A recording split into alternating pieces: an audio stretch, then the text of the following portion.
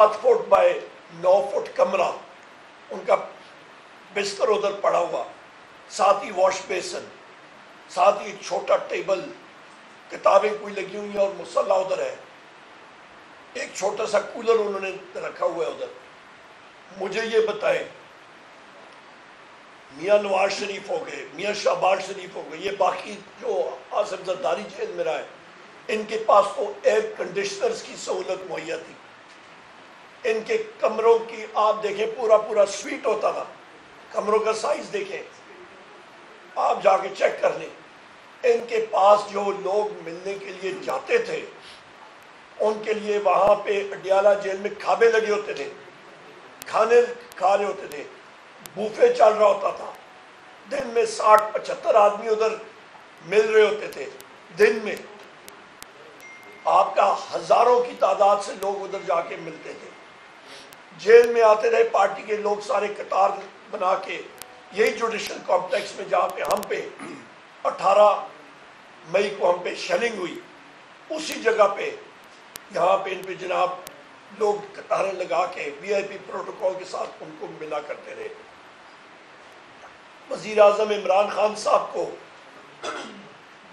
20 minute से लेके आधा घंटा बमुश्किल हफ्ते में एक बार उनको वकीलों की एक्सेस होती है, बमुश्किल।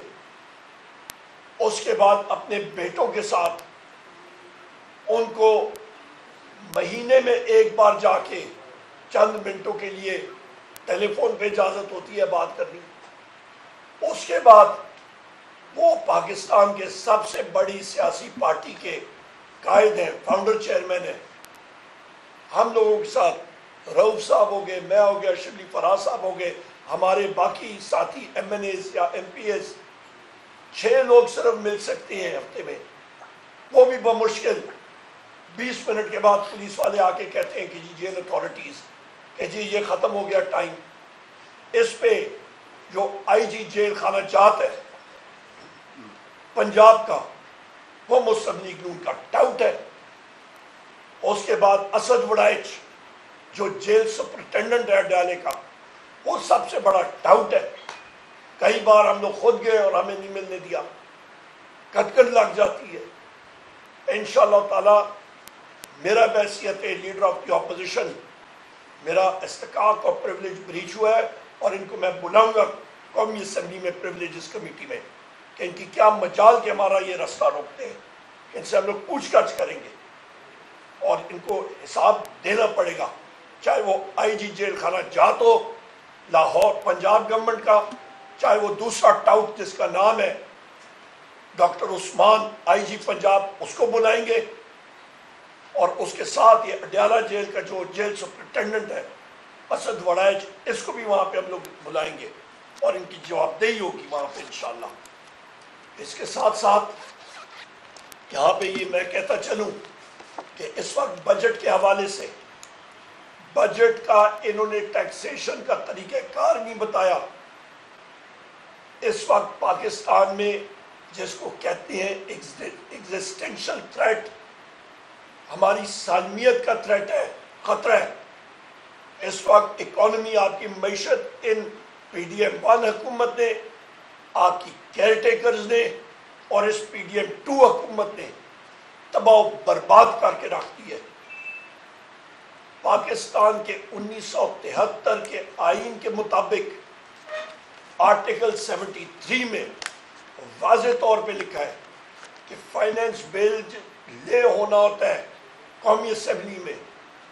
अल्हम्दुलिल्लाह मैंने खुद वैसे मिनिस्टर ऑफ स्टेट 3 बजट पढ़ के और बना के पेश भी किए कौमी असम्बली में।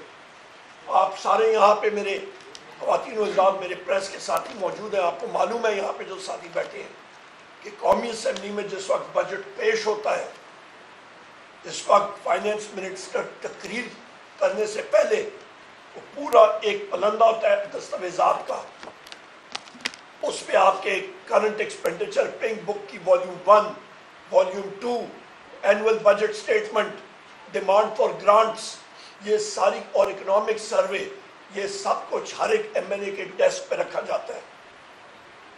काबीना से शहबाज शरीफ आता है, इनका फाइनेंस मिनिस्टर आता है, اور تقریر شروع کر دیتے ہیں. وہ صرف وہ تقریر وہاں پہ رکھی گئی. وہ کون سے دستاویزات تھے جو کہ آئین کے مطابق وہاں پہ لے ہونے تھے, اور آئین کے مطابق جو بجٹ وہاں پہ پیش ہوتا ہے, آپ کا ٹوٹل جو آپ کے کتابچے ہوتے ہیں, آپ کا فائنینس بل ہوتا ہے, وہ سینٹ کے پاس ٹرانسمٹ ہوتا ہے, بھیجا جاتا ہے, اور سینٹ کی فائنینس کمیٹی پھر سینٹ سے وہاں پہ بھیجی جاتی ہے. وہ ڈاکیومنٹ تو قومی اسمبلی میں پیش ہی نہیں ہوا. تو ہمیں کیا معلوم کہ کون سی چیز آئی؟ کیا ہم نے دیکھا؟ کیا ہم نے اس کو پڑھا؟ ایسی کوئی چیز ہی نہیں. اس کے ساتھ پھر آپ کا خسارہ ہے, پاکستان کی تاریخ میں سب سے بڑا خسارہ 7% کا ادھر رکھا گیا ہے.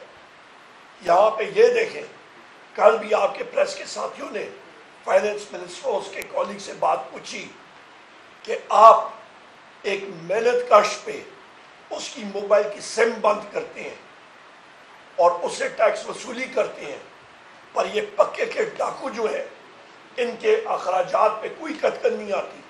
دبئی لیکس میں ان کی پراپرٹیز آتی ہیں, ان سے کوئی پوچھ گچھ نہیں کرتا. الٹا ایف پی آر کو انسٹرکشن آتی ہے کہ آپ نے وہاں پہ جانا نہیں ہے.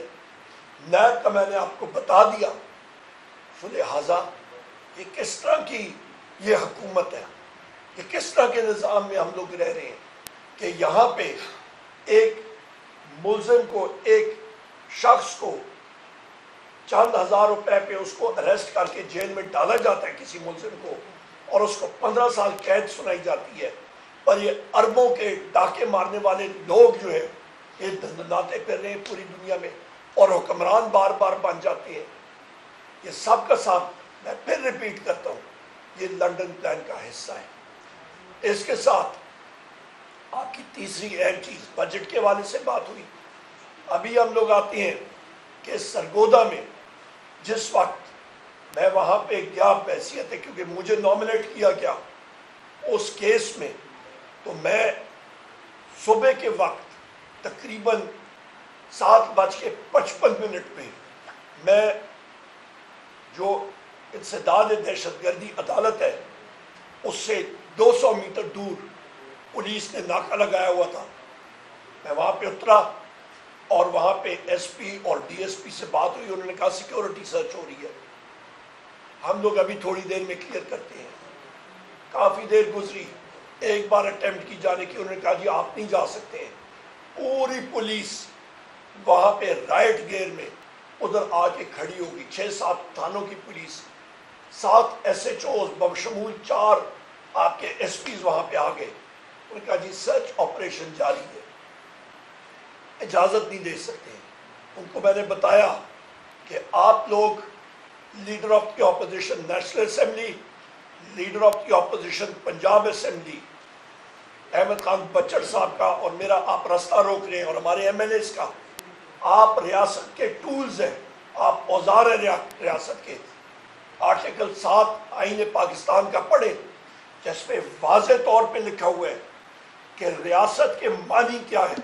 ریاست ہے قومی اسمبلی, آپ کی صوبائی اسمبلی, آپ کی وفاقی حکومت, صوبائی حکومت, آپ کی تحصیل میونسپل ایڈمنسٹریشن یا وہ ادارے جو ٹیکس لگا سکتے ہیں وہ ریاست ہیں, آپ کی پولیس, آپ کی ملٹری, آپ کی مسلح فوج, آپ کی خفیہ ایجنسیاں, آپ کی ایف سی لیویز, یہ سب کے سب یہ ریاست کے ٹولز ہیں. ہم ریاست ہیں, نیشنل اسمبلی کا ہر ایک ممبر ریاست ہے, صوبائی اسمبلی کا ممبر ریاست ہے, مرکزی حکومت ریاست ہے, صوبائی حکومت ریاست ہے. آپ ریاست کا راستہ روک نہیں سکتے. تو یہ بات کرنی کہ جس طرح ڈی جی ایف آئی اے نے لکھا تھا کہ جی ریاست کے خلاف بات کرنی یا اس پہ, اس کو میں نے رد کیا. اور یہ عقل کے اندھے, ان کو اتنی ہوش نہیں ہے, ان لوگوں کو ان پوزیشنز میں نہیں بیٹھنا چاہیے جنہوں نے آئین اور قانون کا مطالعہ نہیں کیا کہ وہ ریاست کے لوگوں کو بلا رہے ہیں. ہم خود ریاست ہیں, ہم لوگ کس طرح اپنے خلاف بات کر سکتے ہیں؟ یہ بات کلیئر ہونی چاہیے. وزیر اعظم عمران خان صاحب کا پہلے دن سے ایک ہی ان کا ڈیمانڈ ہے کہ پاکستان تحریک انصاف کے لیڈرشپ کے خلاف یہ کیسز ختم ہونے چاہیے. یہ سب کے سب بوگس کیسز ہیں. ہمارے لوگوں کو اسیران کو امیجیٹ فل فور رہائی ملنی چاہیے.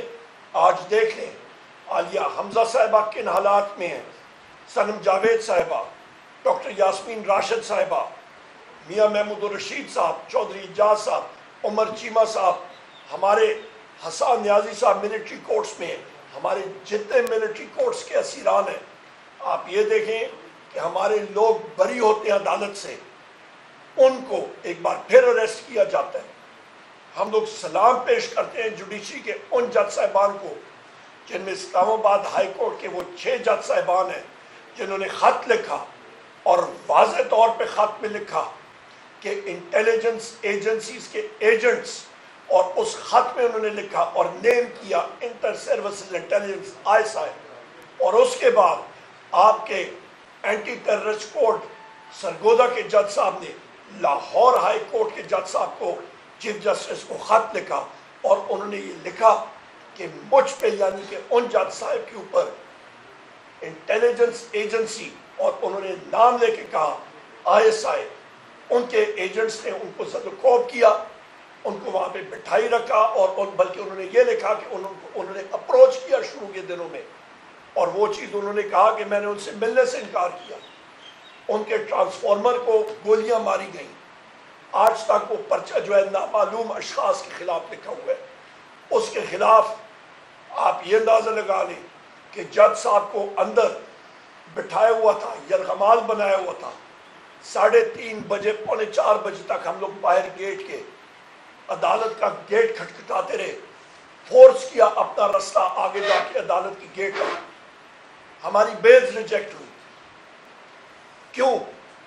کیونکہ وہ جج صاحب نے جو اپنا فیصلہ لکھنا تھا اس سے ان کو روکا جا رہا تھا. جب آپ کے ملک میں عدلیہ کا رستہ عدل دینے سے روکا جائے تو پھر وہ معاشرہ خواتین و حضرات نہیں چل سکتا. جس ملک میں عدل نہیں ہوگا, لا اینڈ آرڈر نہیں ہوگا, آپ کی رول آف لا نہیں ہوگا, وہ ملک بدقسمتی کے ساتھ ترقی کر ہی نہیں سکتا.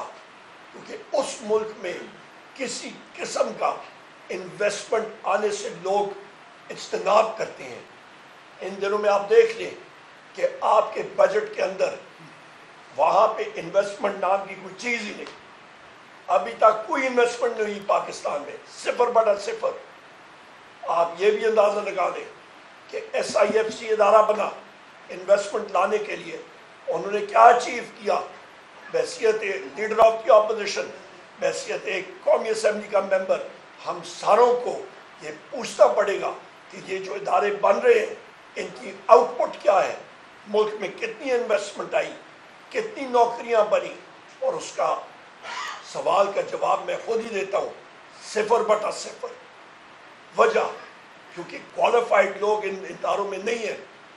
میں یہ مختلف پروگرامز میں کہہ چکا ہوں. SIFC کا ہمیں بتائیں, ہم لوگ خود فائنینس کے اسٹوڈنٹس ہیں, اکنامکس کے, کہ وہاں پہ کتنے ٹیکنیکل لوگ بیٹھے ہیں جن کو پتہ بھی ہو انٹرنل ریٹ آف ریٹرن کیا ہے, modified internal rate of return کیا ہے, ڈسکاؤنٹڈ کیش فلوز کیا ہیں, آپ کی نیٹ پریزنٹ ویلیو کیا ہے. ان چیزوں کے قریب ہی وہ لوگ نہیں آئے. سو لہٰذا یہ ملک تب ترقی کرے گا جب یہاں پہ رول آف لا ہوگا, جو میرے محبوب کا ہے وزیر اعظم عمران خان صاحب نے بار کہا ہے. اور ہم لوگ ڈیمانڈ کرتے ہیں کہ صحیح فیسلٹیز جو کہ میرے وزیر اعظم عمران خان صاحب کا حق ہے بحیثیت وزیر اعظم, وہ ان کو پرووائڈ کی جائے. بشرا بی بی کو as a former first lady جو ان کا حق ہے وہ ان کو پرووائڈ کیا جائے.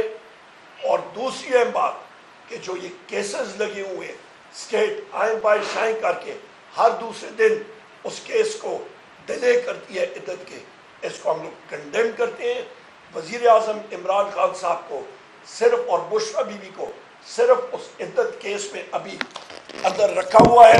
ہم لوگ ڈیمانڈ کرتے ہیں کہ وہ فی الفور اس کا ڈیسیجن ہو, اور انشاءاللہ تعالی ہم یہ توقع کرتے ہیں اور ہماری رب سے یہ دعا ہے کہ وزیر اعظم عمران خان صاحب, بشرا بی بی اور ہمارے اسیران جلد از جلد سارے کے سارے باہر نکلیں. یہ وہ اہم چیزیں جو کہ آپ کے سامنے رکھنی ضروری تھی. نیریٹو جی نیریٹو